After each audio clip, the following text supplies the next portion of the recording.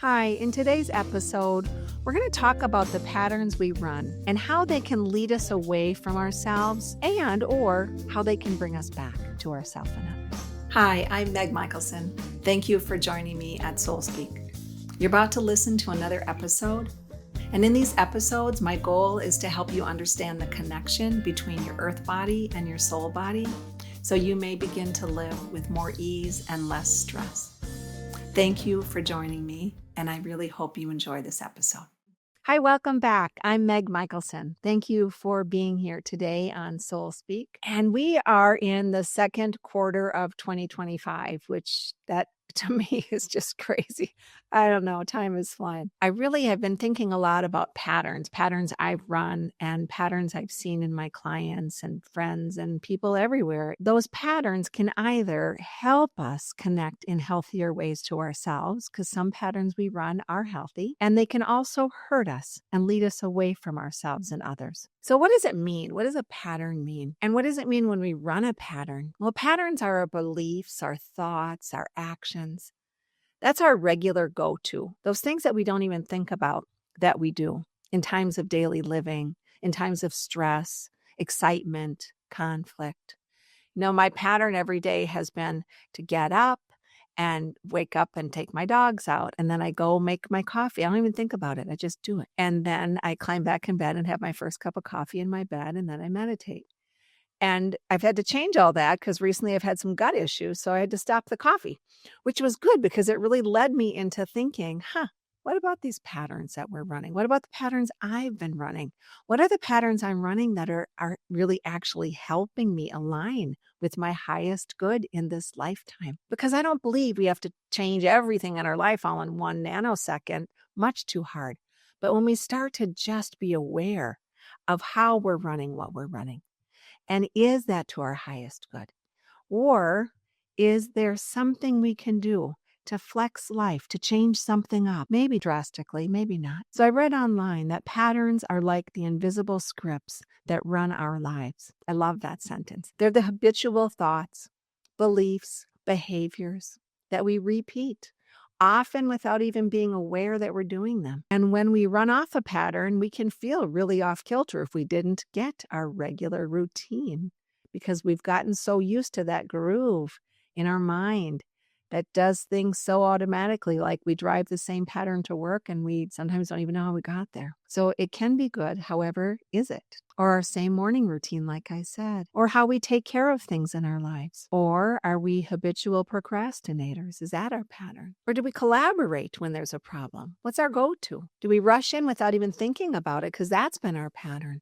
Or do we wait and let the problem solve, or don't solve the problem, or let someone else stand up and we step back? And how do we handle conflict?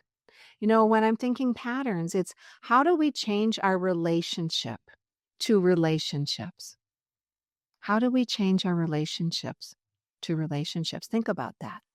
It's that meaning of, if I always have the same thing with myself, I haven't shifted the relationship with myself for the better. So it took my gut being substantially off because I've been doing a little too much. And then I had to look at, wait a minute, I need to change the relationship with myself, to myself. I need to be more calm and kind and taking better care, because I was starting to get off kilter. It happened so quickly, and then all of a sudden there we are. And how do we do relationships with others? What patterns are we in with relationships? And it's easier to be in a pattern that is not healthy with the relationships we have with those closest to us. I've talked about that in previous episodes. Those ones we love should get our best treatment. But oftentimes we're stuck in this pattern of how we've done it, that we just keep doing it. And our mind and our soul and our body knows that it's not really healthy. But sometimes we're like, oh, well, until we can't anymore, which is what happened with my gut, until we can't anymore. And think of that in the rest of our lives, pain in relationships, because we're continuing to do the same pattern. So I want to begin with the idea of patterns in conflict. What patterns are we running in our own conflict in our lives? And what is conflict? We think of conflict as just arguing with somebody, arguing with another person, or having a disagreement with another person. However, it's more than that. It's doing things or not doing things because we fear the judgment that will come from others. That provides an inner conflict. Or it is doing something that is against what we feel would be good for us. That's another conflict. So conflict is internal as much as it is external. It's not just with another person. Conflict is also when we really want to live a life we love, but we're not. I want you to think of something that has been giving you that inner angst, that conflict. I want you to notice when I'm thinking of something, I can feel it first in my chest. Where do you feel it? Maybe your chest, maybe your gut, maybe your throat, maybe your head. Think about it.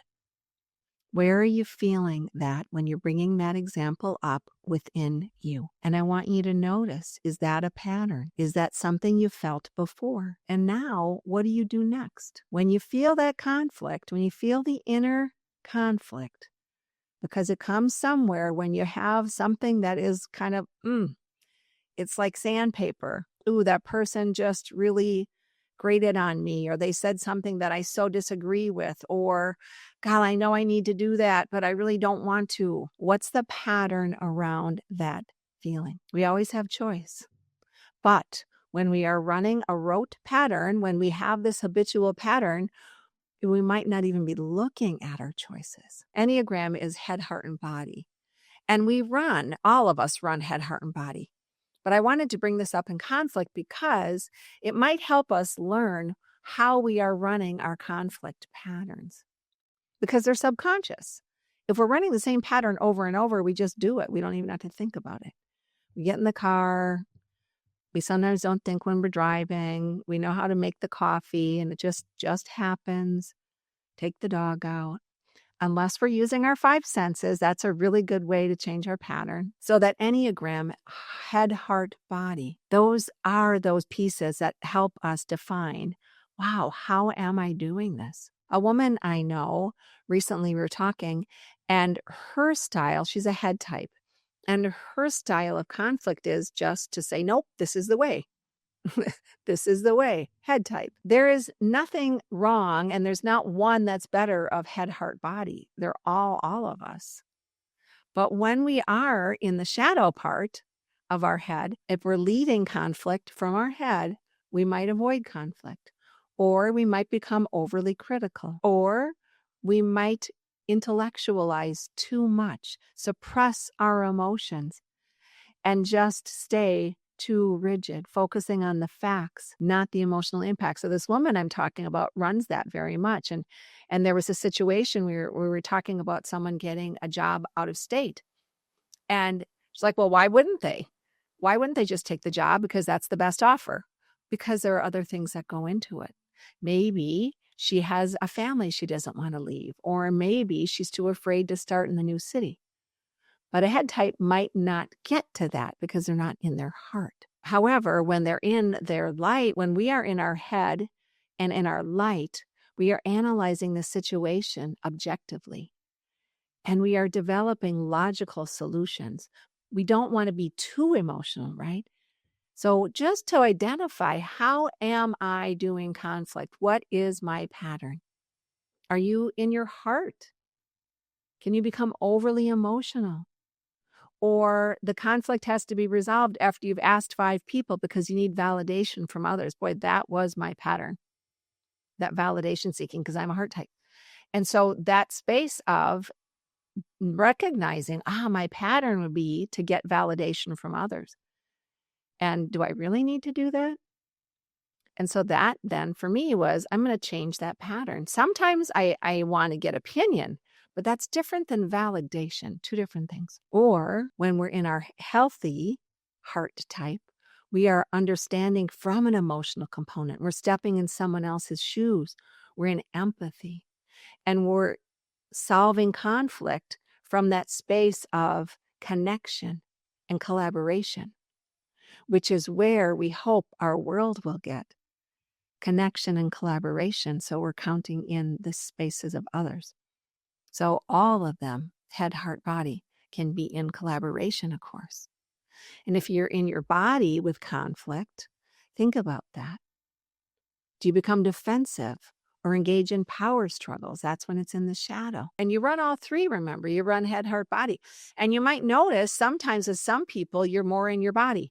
And sometimes you're more in your heart. And sometimes you're more in your head. And this is not just conflict with others. This is also conflict with self. How are you doing that? Do you become too critical of yourself? What's that pattern with that inner conflict and that external conflict? Because we really want to know our pattern, and then we can say, wait a minute, is this working for me? Or is this actually bringing more distance from me and my higher self, from me and my hopes and dreams, from me and those relationships that I care so deeply for? So if you're in the body again, are you becoming too defensive or too many power struggles, or possibly even acting impulsively? When we're in our body type, we might be going right to anger, right to frustration. Again, there is a strength in all of these because the body type is intuitive, provides intuition. And feeling that when we're in the healthy body type, we can feel the right or wrong. And that can guide our actions and decisions. We want to get in the body to do that, whether you're head, heart, or body. Because I want to say it again, we are all three. It's just sometimes we lead from one. We always lead from one. Noticing what your pattern is. Noticing what that pattern is when you're in conflict. Where do you run? Why is that so important right now? Because we are being asked to really shift and become more light-bodied. We are. And we can't when we're stuck in our patterns of the past that are not working for us, that are keeping us from living our best life, our healthiest life, our most fulfilled life. You know, we are moving into the age of Aquarius, which is so much more connectedness with people. And in order to do that, we want to do it in healthy ways, I hope. And we have to know how we are doing things in healthy versus unhealthy ways. Once we know the pattern, how can we heal it? How can we transform that pattern? How can we shift that pattern and move it into a pattern that is in line with our highest good? Because how can we expect to have healthy relationships, a healthy community, a healthy world, if we do not have a healthy self? All starts within one being. So are you able to evaluate what it is you value in your life? And then look at, what have I been doing to get there? And what have I been doing that is not letting me get there? What part of my life is in line with my values and what is not? You know, we talked about values in a different episode, and it is so much easier to be in alignment and to know our patterns, if they're healthy or not, if we also understand what we value. All goes hand in hand. And this doesn't have to take going away on a retreat. It'd be wonderful if we could. But if we can't, take a little time throughout the day. Take a little time at the end of the week. Take a little time once a month, you know, whatever it is, hopefully more than once a month. I like to do check-ins with myself every day, but I don't take all day to do it. If we choose to not change those patterns, we're going to continue to be living half life, living like a walking zombie. We oftentimes don't change the pattern because we are afraid. We're afraid to change that pattern, which leads us into the next topic I want to talk about, patterns with feelings, allowing ourselves to feel. Where in our life did we actually stop allowing ourselves to feel? What if we allowed ourselves to change our pattern with processing feelings, allowing ourselves to process feelings? There are so many of us that don't. You know, we can get so caught up in what's fair and not fair and get so stuck in that rigidity. Once we say, well, that's not fair, I'm not going to do it, or that's not fair, I'm going to give up. Feel what that does to your body. Is that your pattern? When we get into that space of fair and not fair, and now we are holding it and our body is rigid and our chest might be tight, and then we're going to be angry or crotchety or give up. Life is not meant to be about fair. It's become so much more of a blessing when we look at a challenge as an opportunity to grow and evolve, because that's really all it is. Every challenge, as heart-wrenching as they can be, is an opportunity to grow and evolve. It is about our soul story. What did we come here to learn? What did we come here to grow into? Some people can be what we call really lucky. They can work light and all of a sudden they are successful, maybe materially, or maybe their marriage, or maybe all of it. There's some people that work really hard and they're not getting where they wanted to be. It's not about fair. It's just about our soul story and how that applies to our life. So when we start to step back and look at, wow, I've been thinking this. Remember, thoughts are patterns. I've been thinking this, and it's keeping me stuck because I keep focusing on what is not fair. What is the story of my soul? Maybe it's time for me to connect with the story of my soul. So working through our feelings and creating new patterns is so key. It is so vital to how we are going to handle everything else in our life. Working through feelings, becoming less reactive, working through feelings, understanding where they're coming from and what we can do about it. Now, when you have an issue, are you one of the people that just stays busy, moves on, addresses something else, or goes into the corner, puts her head under the blankets, or just spews anger everywhere or some places? Or do you say, okay, this is my challenge and I feel these big feelings around it. Am I going to let myself work through them? Where did that come from? Can I sit for a moment and breathe so I do not feel disempowered, so I do not feel discouraged, so I do not get angry at everybody else and blame, so I stop thinking that life is not about fair or not fair? What are my feelings? Where did this come from? And pay attention to those physical sensations. Work with the body. I'm noticing this response, and that's my pattern.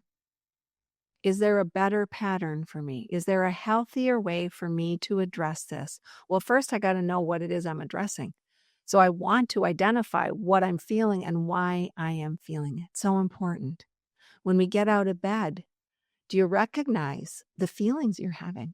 Are you getting out of bed cranky? Are you getting out of bed depressed? Are you getting out of bed happy? And is the happy because there's an external, or is it just happy because you're happy to be alive, looking at the sunshine or the rain?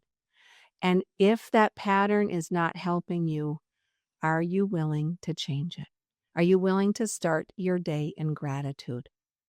Are you willing to not run from our feelings, to not just pretend you're in gratitude, but find ways to be grateful? And also addressing those feelings that come up during the day so we're not stuffing them. Because the more we stuff them, the more we either become angry or depressed, overwhelmed. We don't want to stuff feelings. So changing that pattern, it is doable. And what about patterns in how we allow ourselves to live in full color, live our boldest self? I was speaking with a client recently, and she did give me permission to share this. And she is an artist, although she says she's not an artist because she doesn't sell paintings, but she's absolutely an artist. By the way, we don't have to be paid to take a title. No, you can write a book and never sell it, but you're still an author if that's what you feel. And so she had this huge canvas that was gifted to her from somebody. And it sat there, and she thought, I would never have bought this for myself, even though she had the money, but she had that unworthiness. Why? Where did that come from? Where does it come from that we don't allow ourselves to live our full color, to live our full life? If we are a painter and we see this big canvas and we think, God, I would never buy that for myself. Why? Why would you hold yourself back if you had the resources to buy it? What is in the way there? And that doesn't mean we always want to get our way and put ourselves always first and bulldoze through life. Our way is the best way. No, it's the balance. But we really want to check in with, why am I afraid to live my best life? Lots of times our pattern is to stay really busy and say, oh, I have too much to do, so I can't do that. I can't paint, or I can't play the guitar, or I can't write my book, or I can't go outside and enjoy a walk or take a yoga class. Whatever it is that's going to lead you to living a life of more color. I can't wear bright colors because what will people think? What's underneath that? What's underneath that fear? What is your pattern with fear?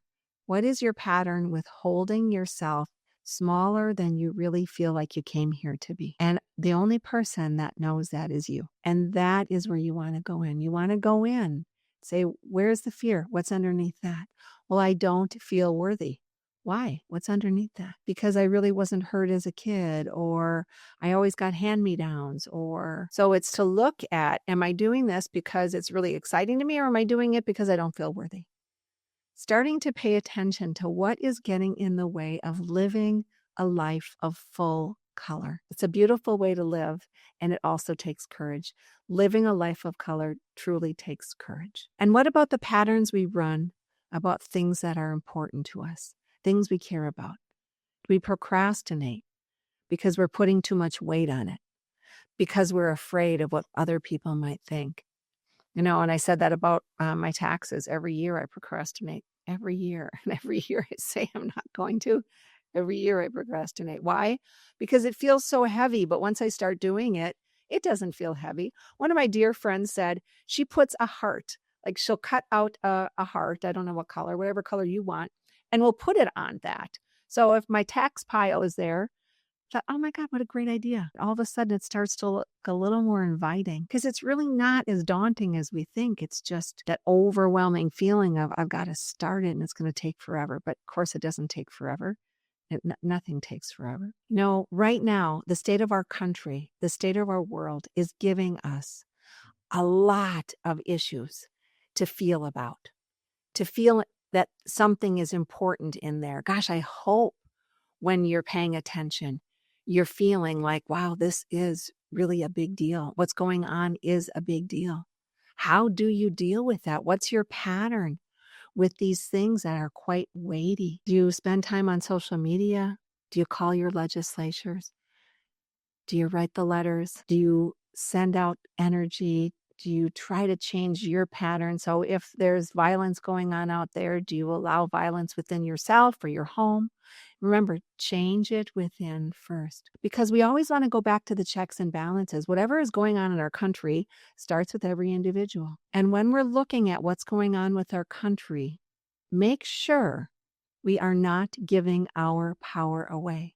I'm not understanding personally right now why some are thinking it's good to let one branch of our government have full power and the other two pillars should step aside. Our U.S. government is divided into three branches: legislative, executive, and judicial.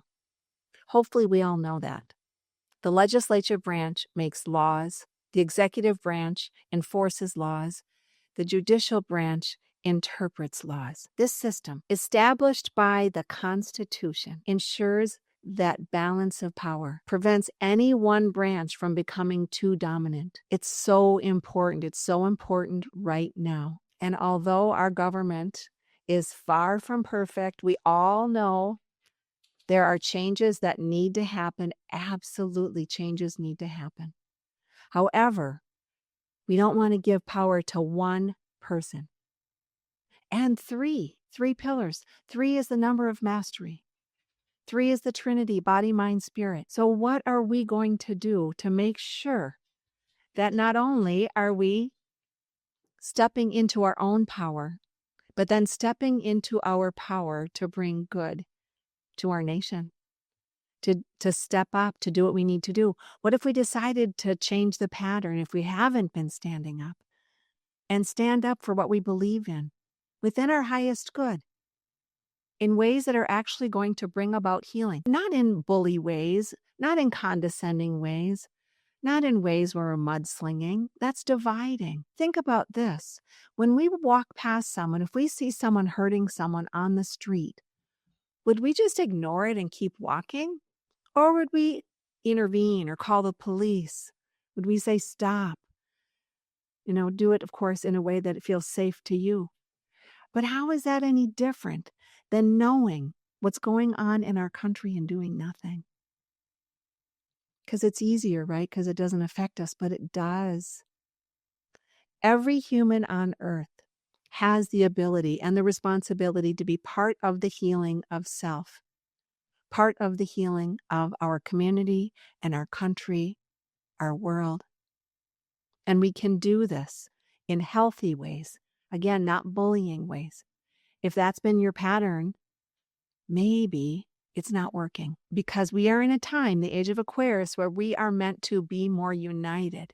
And that pattern of being united, not giving our power away, being empowered without taking away the power of another. I've said this in previous episodes. In my belief system, we are here on earth to really learn what it is like to be empowered without letting someone else disempower us and without disempowering another. And right now, we have the ability to do that. So we get to ask ourselves, what role are we going to play? What is my pattern in this lifetime? In a truly healthy body, in a healthy family, in a healthy community, in a healthy world, what patterns do I want to shift? What if we chose to try something different this time? Change a pattern, a small one, a big one. Sometimes it's easier to start with something small, like me giving up coffee. But what if we tried something different this time? Today, tomorrow, or maybe right now?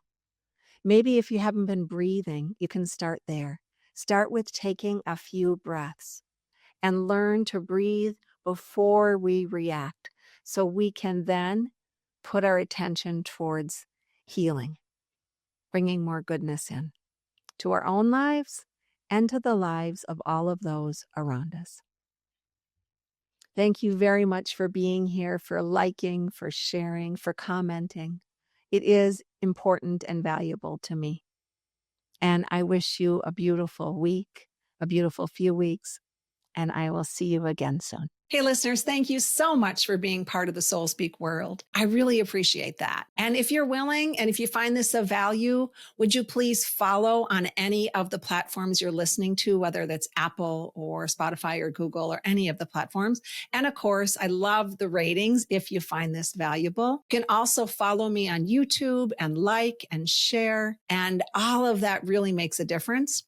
Appreciate your participation. And of course, I really appreciate you being part of this world.